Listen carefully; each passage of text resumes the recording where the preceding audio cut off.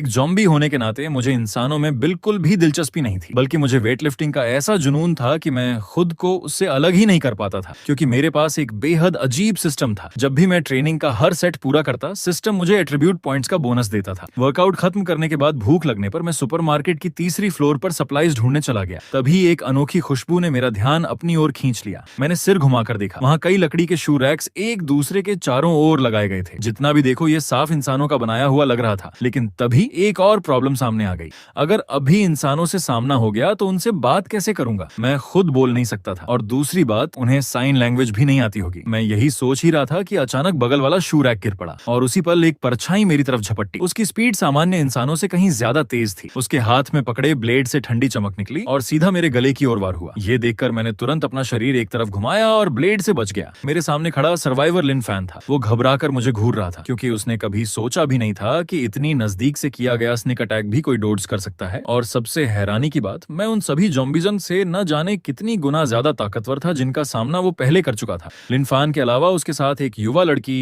एक माँ और उसका बेटा, एक बुजुर्ग और सूट पहने एक मिडिल एज्ड आदमी भी था। लिन फैन रास्ता रोककर खड़ा हो गया और बाकी सभी लोग जल्दी जल्दी बाहर भाग गए। सिर्फ एक बुजुर्ग वहीं अपनी जगह पर खड़ा रहा, जरा भी नहीं हिला। मैंने सामने का हाल देखा, फिर दोनों हाथ उठाकर हवा में इशारे करने लगा। मैं कहना चाहता था कि मैं उन्हें कोई नुकसान नहीं पहुंचाऊंगा, और उनसे कहना चाहता था कि डरने की जरूरत नहीं है। लेकिन ये देखकर लिन फैन का चेहरा और भी गंभीर हो गया। मानना पड़ेगा, तुम्हारी बुद्धि खो चुकी है। तुम चाहते हो कि मैं चला जाऊं और किसी दूसरे को यहीं छोड़ दूं? क्या तुम हालात को और भी खराब नहीं बनाना चाहते? मैं फिर से इशारे करके समझाने ही वाला था कि तभी लिन फैन अचानक मेरी तरफ दौड़ पड़ा। उसके हाथ की स्टील ब्लेड फिर से मेरी ओर लपकी। उसी समय जो मिडिल एज्ड आदमी अभी बाहर गया था, वो अचानक पीछे से दौड़ता हुआ वापस आया। उसने वाटरमेलन नाइफ उठाई और सीधे मेरी गर्दन के पीछे वार कर दिया। ये देखकर मैंने पैर उठाकर लिन फैन को जोरदार किक मारी। वो पीछे उड़ता हुआ शू रैक तोड़कर जा गिरा। उसके तुरंत बाद मैंने पलटकर नाइफ से हमला किया। मिडिल एज्ड आदमी वार भी नहीं कर पाया था कि मैंने उसका दिमाग चीर दिया। ये इंसानी सर्वाइवर्स हद से ज्यादा आगे बढ़ चुके थे। उन्होंने मुझे बात करने का एक मौका तक नहीं दिया, लेकिन अब उनकी जान पर बन आई थी। मैं बिल्कुल भी हाथ नहीं रोक सकता था। उसी पल बेजान आंखों वाला वो बुजुर्ग अचानक लिन फैन की नाइफ उठाकर मेरी तरफ दौड़ा, लेकिन मैंने उन्हें कोई रियायत नहीं दी। अगले ही पल एक तेज आवाज गूंजी और वो बुजुर्ग भी जमीन पर ढेर हो गया। ये देखकर लिन फैन की आंखों में तुरंत किलिंग इंटेंट भर गया। वो बिना एक पल गंवाए दोबारा मेरी ओर टूट पड़ा। अरे भाई, क्या तुम पागल हो गए हो? पहले हमला तुम लोगों ने किया था, तुम सबके वार सीधे मेरे सिर पर थे, और अब उल्टा मुझे ही दोष दे रहे हो? क्या सचमुच सभी लोगों को लगता है कि सीधे साधे लोगों को आसानी से दबाया जा सकता है? मैंने लिन फैन की कलाई पकड़ ली, दूसरा हाथ उसके सीने पर रखा और शोल्डर थ्रो मार दिया। अगले ही पल वो दूर जा गिरा। जमीन पर गिरते ही लिन फैन की आंखों के आगे अंधेरा छा गया। उसे ऐसा महसूस हुआ मानो किसी कार ने उसे टक्कर मार दी हो। टूटे हुए ग्लास के टुकड़ों ने उसके पूरे शरीर पर अनगिनत कट लगा दिए। आसपास के ज़ॉम्बीज़ ने खून की खुशबू सूंघ ली और फिर वे सब पागलों की तरह उसकी तरफ दौड़ पड़े। ये नजारा देखकर जैसे ही लियू वेइवेई जाने वाली थी, उसने सब कुछ देख लिया। लिन फैन जल्दी जल्दी भागा। मैं भी टूटी हुई खिड़की तक पहुंचा, नीचे झांक कर देखा। लिन फैन ने रास्ते में कई ज़ॉम्बीज़ को टक्कर मारते हुए आगे बढ़ा, और अगले ही पल वो बिना कोई निशान छोड़े गायब हो गया। हालांकि उसकी ताकत मेरी जितनी नहीं थी, लेकिन वो आम इंसानों से कहीं ज्यादा ताकतवर था। क्या वही इस दुनिया का डेस्टिन्ड चाइल्ड हो सकता है? अब जब दुश्मनी बन ही चुकी है तो उसे पूरी तरह खत्म करना ही होगा। मैं नीचे कूदकर उसका पीछा करने ही वाला था कि तभी लियू वेइवेई बोली, मुझे पता है आप मेरी बात समझ सकते हैं, पहले मुझे खा लीजिए, मेरे शरीर का मांस। लेकिन मैंने उसकी बात पर बिल्कुल ध्यान नहीं दिया। मैं सीधा नीचे जमीन पर कूद गया, फिर दोनों पैरों में जोर लगाया और उस इंसान का पीछा करने निकल पड़ा। आधा घंटा बाद मैं वापस सुपरमार्केट लौट आया। मुझे देखते ही लियू वेइवेई डरकर तुरंत पीछे हट गई, लेकिन उसे राहत मिली क्योंकि उसके साथ लिन फैन नहीं था। फिर मैंने मुंह खोला और हाथों से इशारे करने लगा, कभी उसकी तरफ इशारा करता तो कभी जमीन की तरफ। लियू वेइवेई मेरी बात पूरी तरह समझ नहीं पा रही थी, लेकिन उसे इतना महसूस हो रहा था कि मेरे इरादे बुरे नहीं थे, बस मेरा दिखना थोड़ा डरावना था। मिस्टर ज़ॉम्बी, आप चाहते हैं कि मैं यहीं रहूं, सही कहा ना? उसकी बात सुनकर मैंने संतुष्टि से सिर हिला दिया। आखिरकार कोई तो मिला जो मेरी साइन लैंग्वेज थोड़ी बहुत समझ पा रहा था। थोड़ी देर बाद मैं पेपर और पेन ढूंढ कर लाया और पूरी गंभीरता से लिखने लगा। ये देखकर लियू वेइवेई और भी उलझ गई। जब उसने मुझे लिखते देखा तो उसका मुंह हैरानी से खुला का खुला रह गया। मैंने अपनी टेढ़ी मेढ़ी लिखावट देखी। ज़ॉम्बी बनने के बाद ऐसे बारीक काम करना सच में मुश्किल था। जब मैंने नोटबुक उसे थमाई, उस पर लिखा था, मैं एक अच्छा ज़ॉम्बी हूँ, यहाँ सुरक्षित है। ये पढ़ते ही लियू वेइवेई के मन में अजीब सी भावनाएं उमड़ पड़ी। उसे समझ ही नहीं आ रहा था कि अपनी भावनाएं कैसे व्यक्त करे, लेकिन फिर भी उसने हिम्मत जुटाकर मुझसे पूछा, जिस लिन फैन को आपने नीचे फेंका था उसका क्या हुआ? मैंने सिर झुकाए झुकाए लिखना जारी रखा। मैं उसका पीछा नहीं कर पाया। मानना पड़ेगा, उसकी किस्मत थोड़ी ज्यादा अच्छी थी। कई बार जब मैं उसके बिल्कुल करीब पहुंचने वाला था, तभी ज़ॉम्बी होर्ड ने मुझे अजीब तरह से रास्ते से धक्का दे दिया, और जब मैं ज़ॉम्बी नेस्ट से बाहर निकला तब तक वो बहुत पहले ही गायब हो चुका था। ये जवाब सुनकर लियू वेइवेई ने राहत की सांस ली। इतने ताकतवर मिस्टर ज़ॉम्बी भी उसे पकड़ नहीं पाए, तो शायद वो सुरक्षित होगा। उसके बाद मैंने लियू वेइवेई पर ध्यान ध्यान देना बंद कर दिया। अभी अभी मिले सारे एट्रीब्यूट पॉइंट्स मैंने अपने मेंटल एट्रीब्यूट में डाल दिए। एक पल में मेरी सोचने समझने की क्षमता कई गुना बढ़ गई। इसके बाद मैंने लियू वेइवेई से कहा कि बाकी दोनों लाशों को ठिकाने लगा दे। मुझे ऐसी चीजों में कोई दिलचस्पी नहीं थी। हालांकि लियू वेइवेई का चेहरा थोड़ा उदास हो गया, लेकिन एक ही छत के नीचे रहने वाले इंसानों को नियम मानने ही पड़ते हैं। क्या इसका मतलब ये ज़ॉम्बी इंसानों को खाता ही नहीं? शायद शुरुआत से ही हमारी पूरी टीम ने उसे गलत समझ लिया था और इसी वजह से हालात यहाँ तक पहुंच गए जहाँ सबकी मौत हो गई। लेकिन अब पछताने से भी कुछ नहीं होने वाला था। उसी समय मैंने उसे एक और नोट थमा दिया। उस पर लिखा था, जाकर कपड़े बदल लो। उसके बाद मैं वहां से निकल गया और टूटी हुई खिड़की से नीचे कूद पड़ा। तभी लियू वेइवेई को एहसास हुआ कि उसकी शॉर्ट स्लीव्स वाली शर्ट पूरी तरह भीग चुकी थी। अंदर की स्किन हल्की हल्की दिखाई दे रही थी। उसका खूबसूरत चेहरा हल्का सा लाल हो गया। लेकिन फिर उसने सोचा, वैसे भी अगर किसी ज़ॉम्बी ने देख लिया तो क्या फर्क पड़ता है? शायद ये वैसा ही होगा जैसे बिल्लियां या कुत्ते देख रहे हो। उधर मैं बाहर सिर्फ से एक ही काम के लिए आया था, ज़ॉम्बीज से लड़ने। आखिर लड़ाई भी एक तरह की फिजिकल एक्सरसाइज ही तो होती है। मैंने बैकपैक से 2 नाइफ्स निकाली और सीधा ज़ॉम्बी हॉर्ड के बीच घुस गया। ऐसे ही लड़ते लड़ते रात हो गई। पूरी दोपहर बाहर लगातार दहाड़ने की आवाजें गूंजती रहीं। शीजिल्लू बहुत डर गया, लेकिन फिर भी उसने झांक कर नीचे देखा। मैं सच में 2 किचन नाइफ्स हाथ में लिए दूसरे ज़ॉम्बीज का पीछा करके उन्हें काट रहा था। लियू वेइवेई इतना जानती थी कि ज़ॉम्बीज रात में साथ मिलकर खाना खाते हैं। अगर आसपास पर्याप्त खाना ना हो तो वे अपने ही साथियों पर हमला कर देते हैं। क्या वो इस पूरे इलाके को अपना टेरिटरी बनाना चाहता है ताकि कोई दूसरा ज़ॉम्बी यहाँ ना आए? तो क्या अब मैं उसकी प्रॉपर्टी बन चुकी हूँ? यही सोचते सोचते लियू वेइवेई ने देखा कि मैं वापस आ चुका था। मुझे देखते ही वो हकलाते हुए बोली, ज़ॉम्बी मिस्टर ज़ॉम्बी, रात में ज़ॉम्बी जी ज्यादा उग्र हो जाते हैं। आप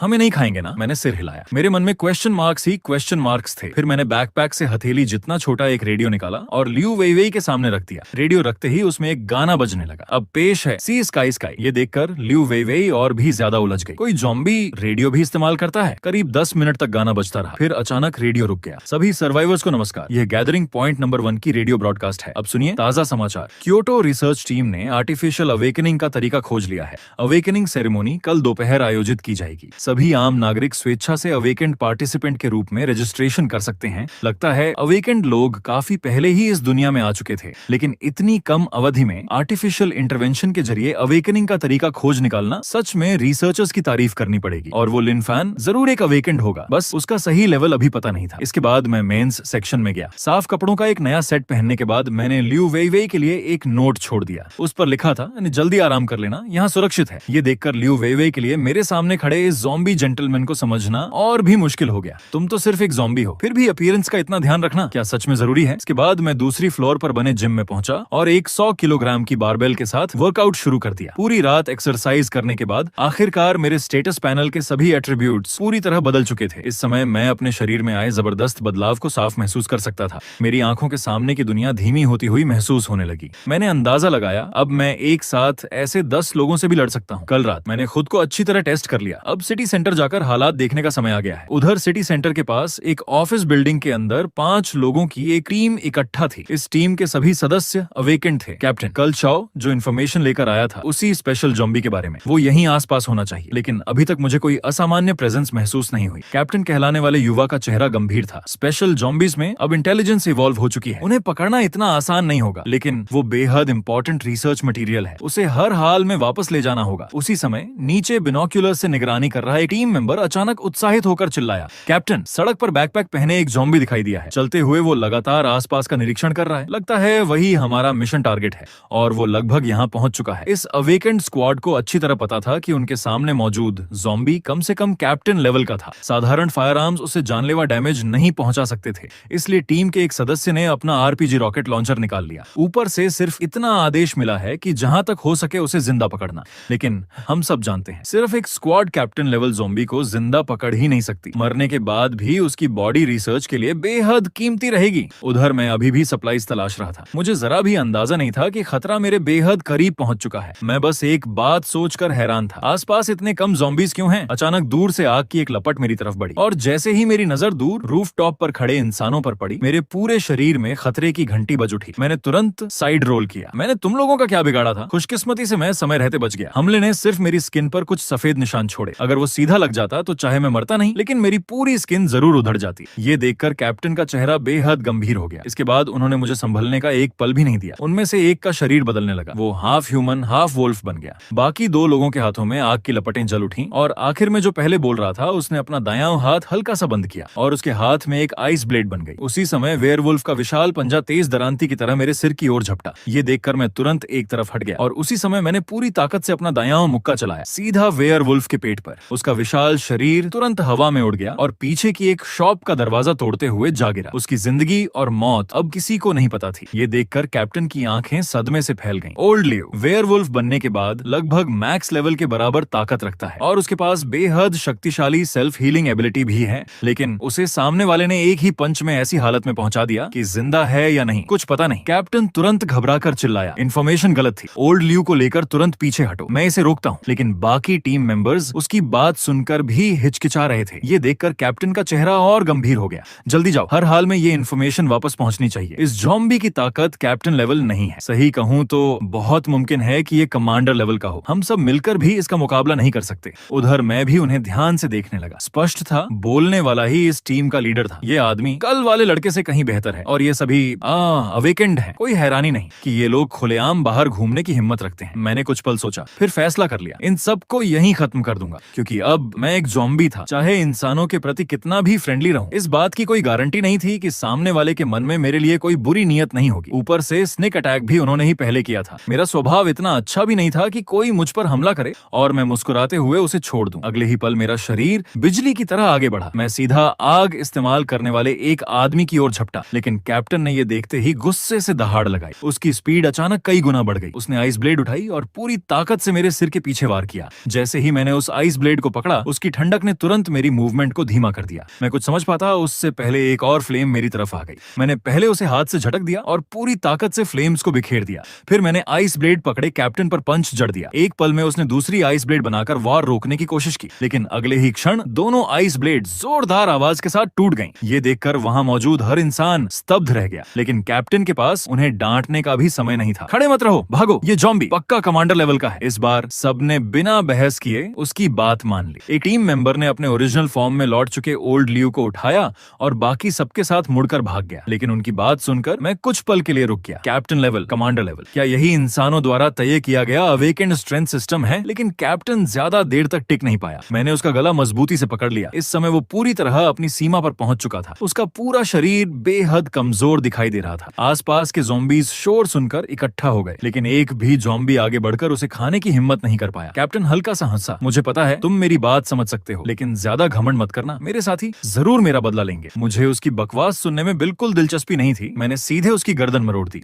फिर उसकी बॉडी को बेपरवाही से ज़ॉम्बी होर्ड की तरफ फेंक दिया। तब तक बाकी 3 टीम मेंबर्स कई गलियां पार कर चुके थे और जाकर अपनी फीमेल टीम मेंबर से दोबारा मिल गए। हालांकि इस फीमेल टीम मेंबर भी एक अवेकेंड थी, लेकिन उसकी एबिलिटी सपोर्ट टाइप की थी। उसकी परसेप्शन एबिलिटी ज्यादा मजबूत नहीं थी, इसी वजह से वो ज़ॉम्बी सीज में शामिल नहीं हुई थी। जैसे ही उसने टीम मेंबर्स को वापस आते देखा, उसके चेहरे पर घबराहट साफ दिखाई देने लगी। कैप्टन कहाँ हैं? कैप्टन अभी तक वापस क्यों नहीं आए? एक टीम मेंबर ने सिर झुकाकर कहा। वो ज़ॉम्बी बहुत ज्यादा ताकतवर था, कैप्टन शायद हमारे पीछे रुककर हमें कवर दे रहे हैं। ये कहते हुए उसने शर्म से अपना सिर और नीचे कर लिया। उधर ह्यूमन स्क्वाड के कैप्टन को खत्म करने के बाद मुझे सिस्टम से 10 एट्रीब्यूट पॉइंट्स मिले। सच में जितनी कठिन बैटल होती है, उतनी ही आसानी से एट्रीब्यूट पॉइंट्स मिलते हैं। तभी एक विशालकाय आकृति ने मेरा रास्ता रोक लिया। उसके हाथ में अभी अभी भागे हुए ह्यूमन स्क्वाड की लाशें थीं। उसने उन्हें उठाकर सीधे मेरे सामने फेंक दिया। हालांकि उसकी दहाड़ पूरी तरह चुनौती से भरी हुई थी, लेकिन हैरानी की बात यह थी कि मैं उसकी बात समझ पा रहा था। वो मुझे अपना बॉस मानकर ज्वाइन करना चाहता था। मैंने अपनी ठुड्डी सहलाई और सामने खड़े 2 मीटर से भी ऊंचे उस विशाल ज़ॉम्बी को ऊपर से नीचे तक देखा। उसके कुछ समझने से पहले ही मैंने अचानक उसकी पिंडली पकड़ ली और उसे उठाकर धड़ाम से जमीन पर पटक दिया। शुरुआत में वो विशाल ज़ॉम्बी गुस्से से पागल हो गया। वो पूरी ताकत से विरोध करने लगा, लेकिन कुछ ही देर संघर्ष करने के बाद उसे समझ आ गया कि वो मेरा मुकाबला नहीं कर सकता। उसकी दहाड़ धीरे धीरे दया की गुहार में बदल गई। उधर गैदरिंग पॉइंट नंबर 3 में जो 5 लोगों की स्क्वाड मुझ पर हमला करने आई थी, उसमें से सिर्फ एक सदस्य गंभीर रूप से घायल हालत में वापस लौटा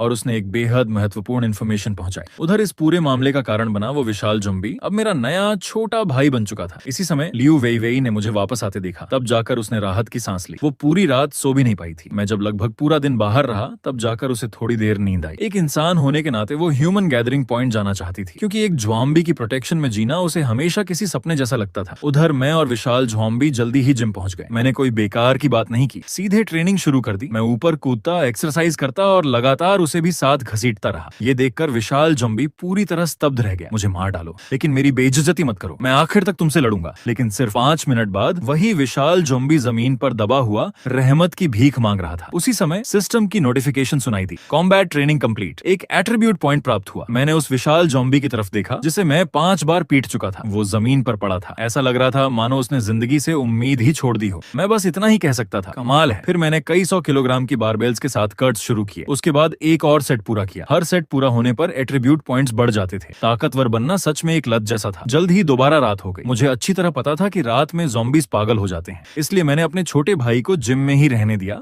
और खुद अकेला सुपरमार्केट की तीसरी फ्लोर पर लौट आया। मैंने एक नोट लिखा और लियू वेई वेई की तरफ फेंक दिया। उस पर लिखा था, कल हम दूसरी जगह शिफ्ट होंगे। लियू वेई वेई ने सिर हिलाया। ठीक है, सब लोग मिस्टर ज़ॉम्बी की बात मानेंगे। असल में शिफ्ट होने की वजह ये थी कि मीट मेरी उम्मीद से कहीं तेजी से खत्म हो रहा था। जैसे जैसे मेरी ताकत बढ़ रही थी, मुझे रॉ मीट भी पहले से ज्यादा चाहिए था। तभी एक मिडिल एज्ड महिला घबरा कर बोली, नहीं, मैं यहाँ से नहीं जा सकती। अगर मैं चली गई तो मेरे बच्चे का फॉर्मूला मिल्क कौन लाएगा? मेरा बच्चा अभी सिर्फ 5 महीने का है। उस महिला ने पूरी हिम्मत जुटाई, तभी जाकर मेरी फीकी आंखों में देखने की हिम्मत कर पाई। लेकिन मैंने सिर्फ एक बार उसकी तरफ देखा। फिर मैंने एक और नोट लिखा और लियू वेई वेई को दे दिया। उसने पढ़कर कहा, मिस्टर ज़ॉम्बी कह रहे हैं तुम लोग यहीं रह सकते हो, कम से कम फिलहाल यह जगह सुरक्षित है। महिला ने तुरंत पूछा, अगर आप नहीं होंगे तो हमारी सुरक्षा कौन करेगा? तभी लियू वेई वेई बोली, दीदी जरा सोचिए, अब कौन सा समय चल रहा है? क्या आप सच में उम्मीद कर रही हैं कि एक ज़ॉम्बी आपकी रक्षा करेगा? अगर कोई दूसरा ज़ॉम्बी होता तो अब तक हम सबको जिंदा खा चुका होता। मैंने उनकी बातों पर कोई ध्यान नहीं दिया। मैं मुड़ा और नीचे चला गया। महिला अभी भी कुछ कहना चाहती थी, लेकिन लियू वेई वेई तुरंत आगे बढ़ी और उसका मुंह बंद कर दिया। बस अब एक शब्द भी मत बोलो। अगर मिस्टर ज़ॉम्बी नाराज हो गए तो हम सबको खा जाएंगे। महिला ने उसका हाथ झटक दिया। उसकी आंखें लाल हो चुकी थीं। मैं सिर्फ इतना चाहती हूँ कि मेरा बच्चा जिंदा रहे। ये सुनकर लियू वेई वेई का दिल भी पिघल गया। अचानक जोरदार धमाका हुआ। टूटी हुई खिड़की के सामने रखा शू कैबिनेट उड़ गया। एक विशाल ज़ॉम्बी सीधे खिड़की से अंदर घुस आया। उसके नुकीले पंजे बिजली की तरह चमक गए। अगले ही पल जमीन पर बैठी मिडिल एज्ड महिला उसके पंजों से आर पार हो गई। उसने अपने बच्चे को बचाने के लिए उसे कसकर सीने से लगा लिया, लेकिन ज़ॉम्बी का पंजा उसकी पीठ चीरता हुआ सीने से बाहर निकल आया। बस बच्चा बाल बाल बच गया। इसके बाद ज़ॉम्बी ने महिला की लाश को धीरे धीरे ऊपर उठा लिया। प्लीज। लेकिन जैसे ही विशाल ज़ॉम्बी अगला कदम उठाने वाला था, एक आकृति उससे भी तेज स्पीड से वहां पहुंची। सिर्फ एक और विशाल ज़ॉम्बी दूर जा गिरा। मैंने उसके सामने खड़े ज़ॉम्बी को देखा। वो दिन के मुकाबले पूरी तरह बदल चुका था, पहले से कहीं ज्यादा उग्र और अराजक। क्या यही उस अजीब डेंजर सेंस की वजह है? लेकिन मैंने उसे कुछ भी समझाने का मौका नहीं दिया। पहले मैंने उसके सिर पर जोरदार पंच मारा, फिर उसे जमीन पर दबाकर लगातार मुक्के बरसाने लगा।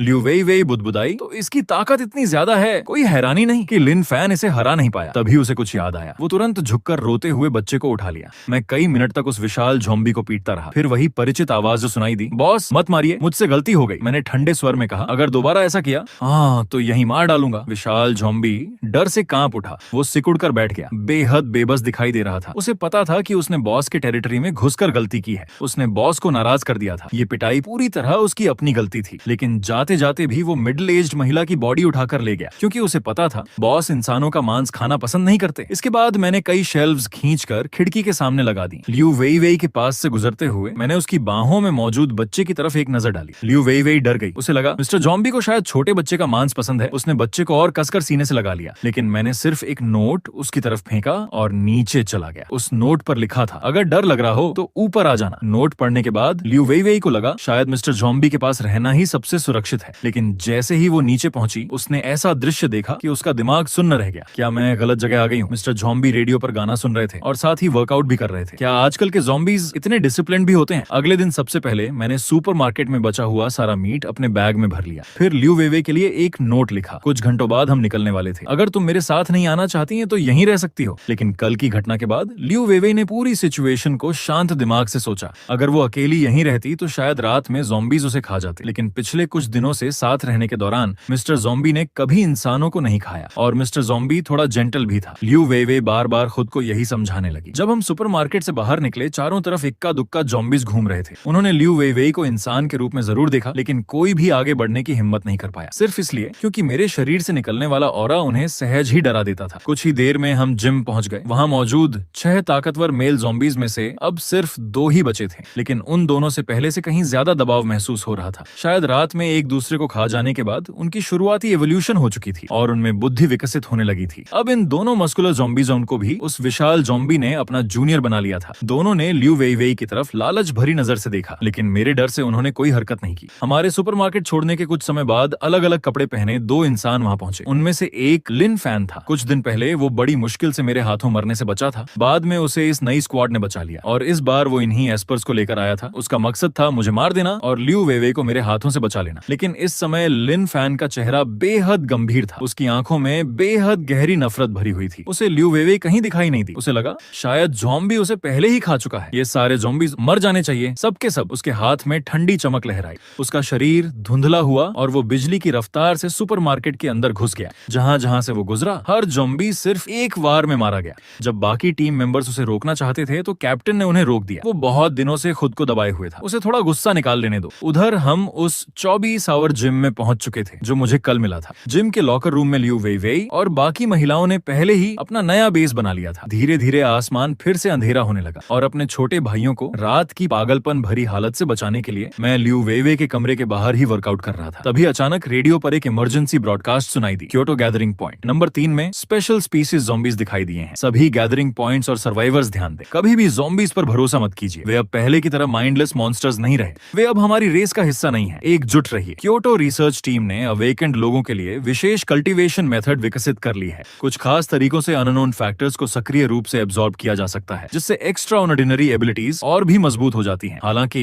इस प्रक्रिया में कुछ जोखिम भी हैं। ये ब्रॉडकास्ट सुनने के बाद मैंने 2 निष्कर्ष निकाले। पहला, कमांडर लेवल ज़ॉम्बीज अब इंसानों से सामान्य तरीके से बात कर सकते हैं। हालांकि मेरी ताकत अब टियर 2 के बराबर थी, लेकिन सिस्टम के अनुसार मैं अभी भी केवल फर्स्ट स्टेज में था। दूसरा, इंसान भी कुछ खास तरीकों से अननोन फैक्टर्स को अब्सॉर्ब कर सकते हैं और इसी तरह अपनी ताकत और एक्स्ट्रॉर्डिनरी एबिलिटीज को लगातार बढ़ा सकते हैं। उधर ये खबर सुनकर ल्यू वेइवे ने मेरी तरफ उलझन भरी नजर से देखा। मिस्टर ज़ॉम्बी, क्या ये सब सच में हो रहा है? वो पूरी तरह हैरान थी। तभी दूर से एक तेज दहाड़ सुनाई दी। मैं खिड़की तक गया और नीचे झांका। वाह, मेरा नंबर 1 छोटा भाई अपने पीछे 10 से ज्यादा ज़ॉम्बीज लेकर दौड़ रहा था। उन सभी की शक्लें बेहद अजीब थीं। साफ था ये सभी इवॉल्व्ड ज़ॉम्बीज थे और हर एक फर्स्ट ईयर में पहुंच चुका था। मैं तुरंत नीचे कूद गया। जैसे ही मैं जमीन पर उतरा, आसपास के सभी ज़ॉम्बीज मेरी तरफ देखने लगे। फिर एक एक करके सबने सिर झुका लिया। अच्छा काम किया, ऐसे ही मेहनत करते रहो। नंबर 1 छोटा भाई गर्व से 2 बार दहाड़ा। अगले दिन जब मैं एक्सरसाइज कर रहा था, मेरे अंडरलिंग्स बाहर जमकर हंगामा मचा रहे थे। स्पेशल स्पीशीज ज़ॉम्बी छड बॉयज का एक बड़ा ग्रुप पूरे शहर में जुलूस की तरह घूम रहा था। जहां भी जाते हर विरोधी को हरा देते। सिर्फ आधे दिन से थोड़ा ज्यादा समय बीता था और उन्होंने पहले ही 30 फर्स्ट ईयर ज़ॉम्बीज को रिक्रूट कर लिया था।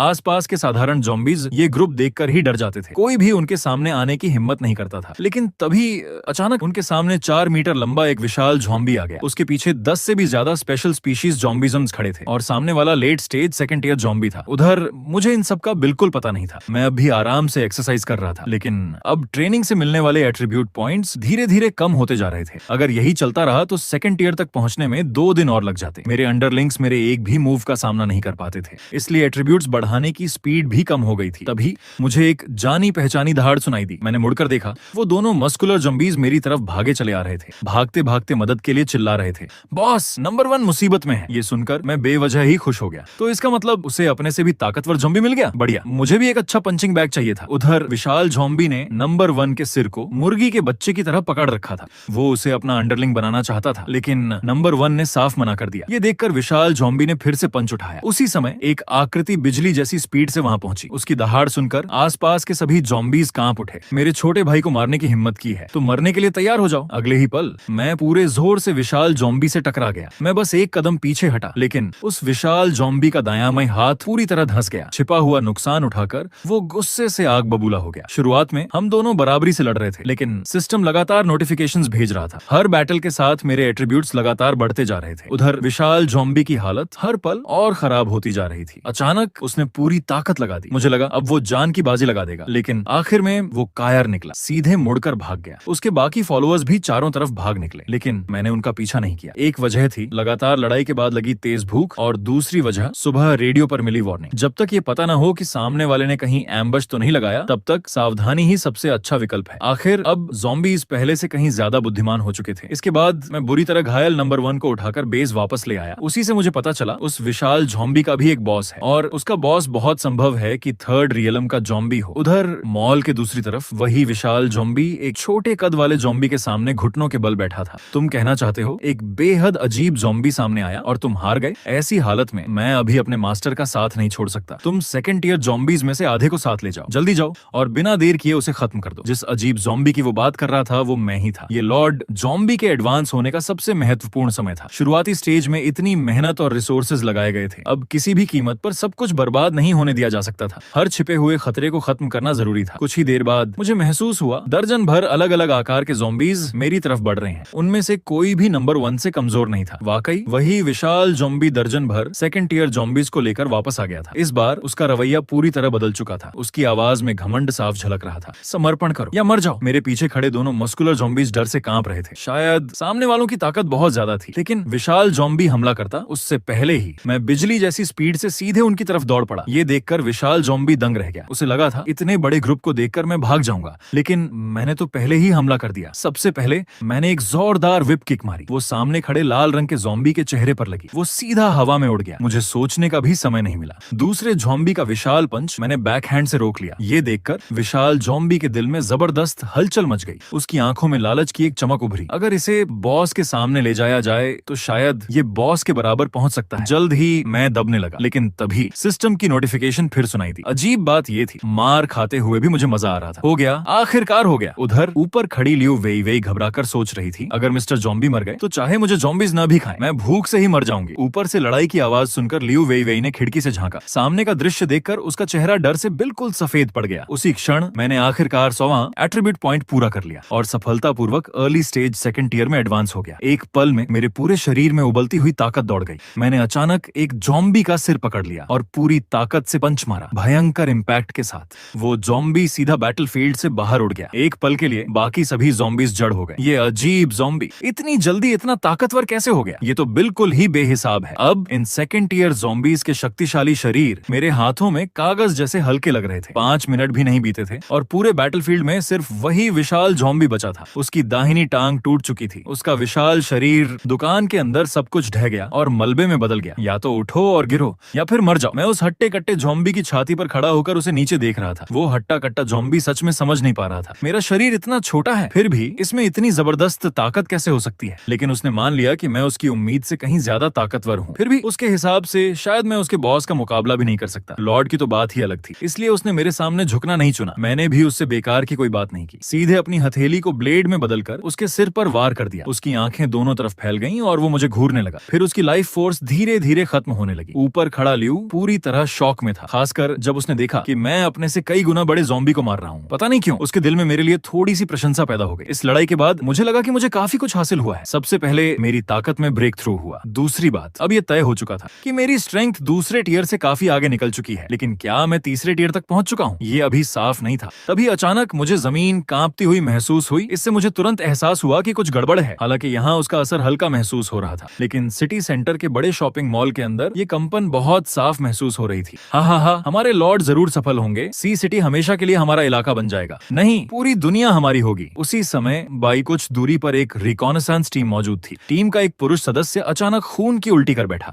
मैंने उस दहाड़ के मालिक की प्रेजेंस महसूस कर ली है। इतनी विशाल एबिलिटी कमांडर लेवल से बहुत ऊपर है। बहुत मुमकिन है कि वो लेजेंडरी टियर 4 ज़ॉम्बी हो। लगता है उसने हमें ढूंढ लिया है, जल्दी चलो। लेकिन अगले ही पल तीनों एक साथ जमीन पर गिर पड़े। उनके सिर बिना किसी निशान के गायब हो चुके थे। हमारे लॉर्ड अभी पूरी तरह जागे नहीं है। हम तुम्हारे जैसे चींटियों को उनकी योजना खराब नहीं करने देंगे। कुछ समय बाद मुझे एहसास हुआ कि इन दिनों सड़कों पर पहले की तुलना में ज़ॉम्बीज बहुत कम दिखाई दे रहे थे। शुरुआत में जो जबरदस्त बुलावा महसूस होता था वो भी अब पूरी तरह गायब हो चुका था। इस बात ने मुझे काफी उलझन में डाल दिया। मिस्टर ज़ॉम्बी, जल्दी ऊपर आइए, बच्चा मरने वाला है। ये सुनते ही मैं एक छलांग में दूसरी मंजिल पर पहुंच गया। मैंने लियू वेई वेई की बाहों में पड़े बच्चे को देखा, जिसकी सांसें लगातार कमजोर होती जा रही थीं। ऐसा कैसे हो सकता है? क्या सिर्फ पेट दर्द से किसी बच्चे की जान चली जाएगी? लेकिन मुझे हमेशा ऐसा महसूस हो रहा था कि इस बच्चे का इन दिनों हो रहे कंपन से कोई ना कोई संबंध जरूर है। उस भूकंप जैसे झटके के बाद से हवा में जैसे कुछ पहले से कहीं ज्यादा सक्रिय हो गया था। लेकिन मौजूदा हालात देखकर आज इस बच्चे का बचना लगभग नामुमकिन था। उसे खुद से ज़ॉम्बी में बदलना ही पड़ेगा, क्योंकि इस समय इलाज की कोई कंडीशन मौजूद ही नहीं थी। बच्चे को खुद इन्फेक्शन स्वीकार करने देना ही शायद इकलौता रास्ता था। मैंने अपना बायां हाथ बढ़ाया और अपनी तर्जनी के नाखून की नोक तोड़ दी। मेरे धूसर काले नाखून पर सड़ा हुआ खून लगा हुआ था। मैंने उसे सीधे बच्चे के मुंह में रख दिया। मिस्टर ज़ॉम्बी, हम अब कोई दूसरा तरीका भी नहीं है, लेकिन क्या आप थोड़ा नॉर्मल तरीके से नहीं कर सकते? अभी वाला तरीका बहुत अचानक और बहुत घिनौना था। लेकिन हैरानी की बात यह थी, जिस बच्चे की सांसें अभी अभी बहुत हल्की रह गई थीं, उसने अपने छोटे से मुंह से उस घिनौने दिखने वाले नाखून को चूसना शुरू कर दिया। धीरे धीरे उसकी धड़कन फिर से मजबूत होने लगी, यहाँ तक कि उसके दांत भी अविश्वसनीय रफ्तार से बढ़ने लगे। रुको, ये इतनी तेजी से कैसे बढ़ रही है? हालांकि उसे पता था कि ज़ॉम्बी बनने वाले इंसानों के शरीर में बदलाव आता है। उसने अपनी आंखों से लोगों को इन्फेक्टेड होते भी देखा था, लेकिन उसे ये नहीं पता था कि इन्फेक्टेड बच्चे इतनी तेजी से बड़े भी हो जाते हैं। सिर्फ वही नहीं, मैं भी पूरी तरह दंग रह गया था। मैंने हाथ बढ़ाकर उस बच्चे को उठा लिया जो अभी भी बदल रही थी। फिर मैंने चेंजिंग रूम की तरफ इशारा किया और लियू वेइवेई को पहले वापस जाने का संकेत दिया, लेकिन अगले ही पल उस बच्ची ने अचानक अपनी बड़ी बड़ी प्यारी आंखें खोल दी। उसने मेरा हाथ कसकर पकड़ लिया। पापा, अब तो मैं और भी ज्यादा कंफ्यूज्ड हो गया। ये आखिर है क्या, ज़ॉम्बी या इंसान? ये बोल कैसे सकती है? अगर ये ज़ॉम्बी है तो साफ था कि ये साधारण ज़ॉम्बी नहीं हो सकती, और अगर इंसान है तो अभी सिर्फ आधा घंटा ही तो बीता है। लेकिन वो 7-8 साल की बच्ची जितनी बड़ी हो चुकी थी, उसके नुकीले दांत तो बिल्कुल इंसानों जैसे भी नहीं लग रहे थे। उसी समय वो छोटी लड़की मेरी बाएं से लिपट गई। उसने बड़ी मासूमियत से कहा, बेबी को भूख लगी है। मैंने तुरंत चेंजिंग रूम के दरवाजे के पास पड़े बैकपैक की तरफ इशारा किया, फिर जोर से कहा, उधर खाना रखा है। छोटी लड़की ने सच में मेरी बात समझ ली। वो छलांग लगाकर नीचे उतरी, लेकिन अभी नए शरीर की आदत न होने की वजह से थोड़ा लड़खड़ा गई। वो आगे बढ़ने ही वाली थी कि जैसे उसे अचानक कुछ याद आ गया। वो पलटकर वापस आई और मेरी छोटी उंगली पकड़ ली। उसके चेहरे पर मुझसे बिछड़ने की बिल्कुल भी इच्छा नहीं थी। उसे देखकर मेरे पास उसके साथ चलने के अलावा कोई चारा नहीं था। वो बड़े ध्यान से दूध की एक बोतल उठाकर मेरे मुंह की तरफ ले आई। छोटी लड़की ने बिल्कुल भी विरोध नहीं किया। एक पल के लिए मैं पूरी तरह कंफ्यूज्ड हो गया। ज़ॉम्बीज़ तो दूध नहीं पीते, तो क्या इसे इंसान माना जाए? बाहर की आवाजें सुनकर लियू वेइवेई अपनी जिज्ञासा रोक नहीं पाई। उसने दरवाजा थोड़ा सा खोलकर बाहर झांका। जब उसने 7-8 साल की एक बच्ची को दूध पीते देखा तो उसका दिमाग कुछ पल के लिए बिल्कुल खाली हो गया। छोटी लड़की ने भी दरवाजे की उस दरार को देख लिया। उसने सामने झांकती हुई लियू वेइवेई की तरफ देखा, फिर मुस्कुराकर बोली, दीदी। ये सुनकर मुझे सच में शिकायत करने का मन हुआ। अरे, इसे मम्मी नहीं कहना चाहिए था। लियू वेइवेई आखिर बड़ी बहन कैसे बन गई? मैं अभी पिता बनने के बारे में सोच ही रहा था कि खिड़की खोलने वाला था। आखिर बच्ची अब इतनी बड़ी हो चुकी थी, उसे हमेशा बिना कपड़ों के तो नहीं रखा जा सकता। टॉयज और स्नैक्स तो जरूरी थे ही। वैसे भी अब सब कुछ 0 युएन में मिल रहा था। मुझे बिल्कुल भी अफसोस नहीं हुआ। लेकिन अगले ही पल छोटी लड़की फुर्र से दौड़ती हुई मेरे पास आ गई। उसने मेरी टांग कसकर पकड़ ली और बड़ी बड़ी आंखों से मुझे देखने लगी। पापा मुझे छोड़कर जा रहे हैं। ये सुनकर मैं बिल्कुल निरुत्तर हो गया। फिर मैंने उसे अपनी पीठ पर उठा लिया और दोनों साथ में खिड़की से बाहर निकल गए। पीछे सिर्फ लियू वेइवेई का हैरान चेहरा रह गया। कुछ देर बाद मैंने कोई भी कपड़ा उठाकर छोटी लड़की को पहना दिया, फिर उसके लिए कुछ और कपड़े लेकर बेस भेजने के लिए अलग रख दिए। लेकिन जैसे ही मैं नीचे वापस जाकर ट्रेनिंग करने वाला था, ये लड़की हैरान कर देने वाली स्पीड से भाग कर आई और फिर से मेरी टांग पकड़ ली। मेरे पास कोई और विकल्प नहीं था। आखिरकार मैंने उसे अपने पास बैठकर मेरी ट्रेनिंग देखने दी। वैसे भी वो ज़ॉम्बीज़ उसे कोई नुकसान नहीं पहुंचा रहे थे, लेकिन इस छोटी लड़की का शांत बैठने का बिल्कुल भी इरादा नहीं था। पापा चलिए। दोपहर तक अंडरलिंग नंबर 1 एक दर्जन से भी ज्यादा फर्स्ट ईयर ज़ॉम्बीज़ को लेकर वापस आ गया। उसने छोटी लड़की की उत्सुक नजरें देखी। उसने अपनी पतली उंगली से उसके सिर को हल्के से छुआ, मानो ये कंफर्म कर रहा हो कि सामने वाली भी उसी की तरह है या नहीं। तुम मुझे छू क्यों नहीं सकते? ये सुनते ही अंडरलिंग नंबर 1 थोड़ा डर गया और तुरंत अपनी उंगली पीछे खींच ली। ये लड़की इतनी साफ साफ बातें कैसे कर सकती है? हो सकता है वो बहुत ताकतवर ना हो, लेकिन एक बात पक्की थी, उसके शरीर से एक जानी पहचानी ऑरा निकल रही थी। अंडरलिंग नंबर 1 ने बड़ी बड़ी आंखों से मेरी तरफ देखा, जो अभी भी ट्रेनिंग कर रहा था। क्या ज़ॉम्बीज़ के भी बच्चे हो सकते हैं? इस सवाल ने उसका सीपीयू पूरी तरह बर्न आउट कर दिया। मैंने बड़े और छोटे की इस बातचीत पर बिल्कुल ध्यान नहीं दिया। मैंने सीधे अंडरलिंग नंबर 1 को आदेश दिया कि वो ज़ॉम्बीज़ को साथ लेकर जाए और कुछ स्नैक्स और टॉयज ढूंढकर वापस लाए। ज्यादा समय नहीं लगा। अंडरलिंग नंबर 1 कुछ चीजें उठाकर वापस आ गया। उसने एक बुरी तरह घायल ज़ॉम्बी डॉग छोटी लड़की के सामने फेंक दिया। इस ज़ॉम्बी डॉग को पकड़ने में अंडरलिंग नंबर 1 को काफी मेहनत करनी पड़ी थी। ज़ॉम्बी डॉग का आकार बड़े कुत्तों से भी बड़ा था। उसका मुंह बेहद नुकीले और खतरनाक दांतों से भरा हुआ था। ये देखकर मैं पूरी तरह स्पीचलेस रह गया। क्या ये बच्चों के खेलने की चीज है? मैं अभी अपने अंडरलिंग को डांटने ही वाला था, तभी मैंने देखा छोटी लड़की खुशी खुशी ज़ॉम्बी डॉग के कान थपथपा रही थी। ज़ॉम्बी डॉग गुस्से से दहाड़ा और उसे काटने के लिए झपटा। डॉगी, तुम बहुत बदमाश हो। छटाक! छोटी लड़की ने नाक सिकोड़ते हुए एक जोरदार थप्पड़ जड़ दिया। ज़ॉम्बी डॉग उसी थप्पड़ से पूरी तरह चकरा गया। उसका जबड़ा भी टेढ़ा हो गया। उसने सामने उस छोटी लड़की को देखा जो अब उससे भी ऊंची लग रही थी। ज़ॉम्बी डॉग को तो अपनी पूरी डॉग लाइफ पर ही शक होने लगा।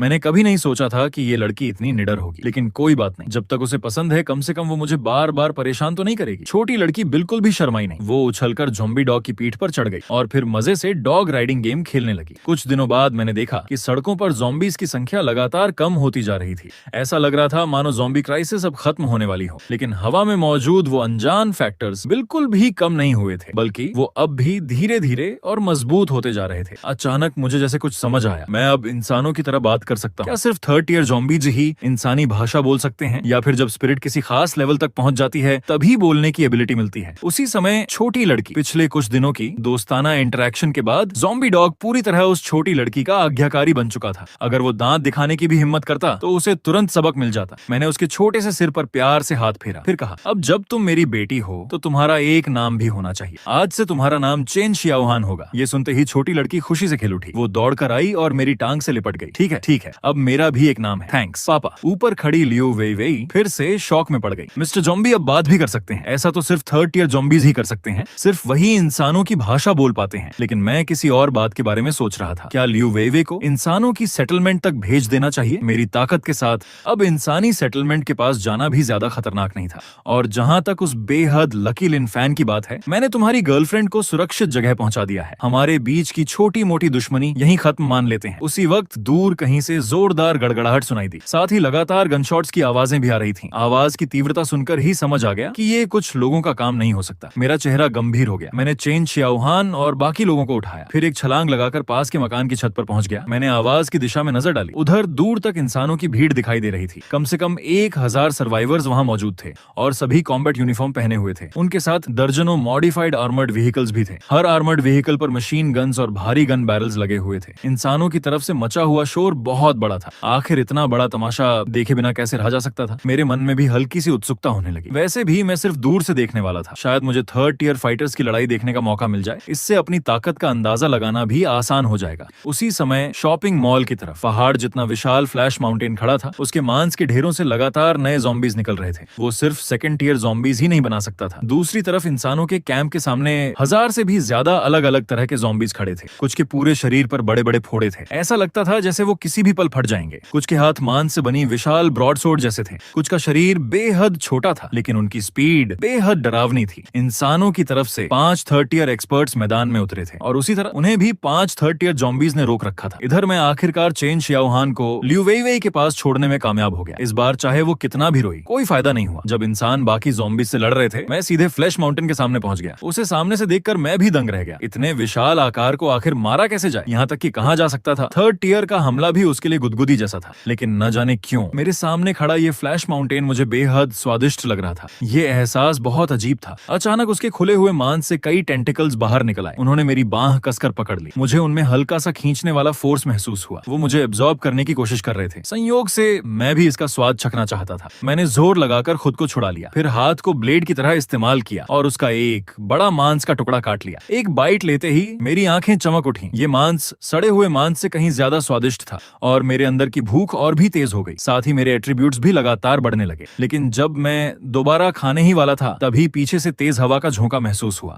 अगले ही पल मैं सीधे फ्लैश वॉल से टकरा गया। मेरी आंखों के सामने अचानक अंधेरा छा गया। कुछ ही क्षण बाद हल्की सी रोशनी दिखाई दी। मेरे सामने मांस और खून से बनी एक चौड़ी सुरंग थी। वो लगभग 10 मीटर चौड़ी थी। क्या मैं फ्लैश माउंटेन के अंदर आ गया था? मैंने फिर सुरंग की गहराई में देखा। वही परिचित बुलावे वाला एहसास फिर से मुझे अपनी ओर खींचने लगा। करीब 7-8 मीटर आगे मांस की दीवार अचानक फट गई और पोर्टल जैसी एक दरार खुल गई। उसके भीतर से 3 बेहद ताकतवर ऑरा वाले ज़ॉम्बीज बाहर आए। सबसे आगे एक ह्यूमनॉइड ज़ॉम्बी था। उसके दोनों तरफ एक टेढ़े मेढ़े चेहरे वाला ज़ॉम्बी बुल और एक अजीब ज़ॉम्बी था जिसका सिर कुत्ते का और शरीर बिल्ली का था। ज़ॉम्बी बुल ने मुझे ठंडी आवाज में कहा, अजनबी ज़ॉम्बी, हमारे लॉर्ड की तुम्हें थोड़ी दिलचस्पी है। आज से तुम भी हमारे लॉर्ड का हिस्सा बन जाओ। ये सुनकर मैंने मन ही मन सोचा, जो चीज थर्ड टियर ज़ॉम्बीज को भी अपना अधीन बना सकती है, क्या ये फ्लैश माउंटेन सच में फोर्थ टियर ज़ॉम्बी हो सकता है? अचानक ह्यूमनॉइड ज़ॉम्बी बिजली की स्पीड से मेरी तरफ झपटा। उसकी रफ्तार बेहद तेज थी। उसका अजीब सा मुक्का शायद वही था जिसने बाहर मुझ पर स्नेक अटैक किया था, लेकिन मेरी रिएक्शन उससे भी तेज थी। मैंने तेज हवा से भरे उसके पंच को डोज कर दिया और अपना मुक्का सीधे उसकी छाती पर दे मारा। ह्यूमनॉइड ज़ॉम्बी उड़कर दूर जा गिरा। ये देखकर ज़ॉम्बी बुल हल्का सा शॉक में पड़ गया। ये कैसे हो सकता है? तुम्हारी ताकत दबाई क्यों नहीं गई? आखिर ये सब उनके लॉर्ड के शरीर के अंदर हो रहा था। यहाँ हमेशा एक ऐसी शक्ति रहती थी जो बाहर से आने वालों की ताकत में बाधा डालती थी।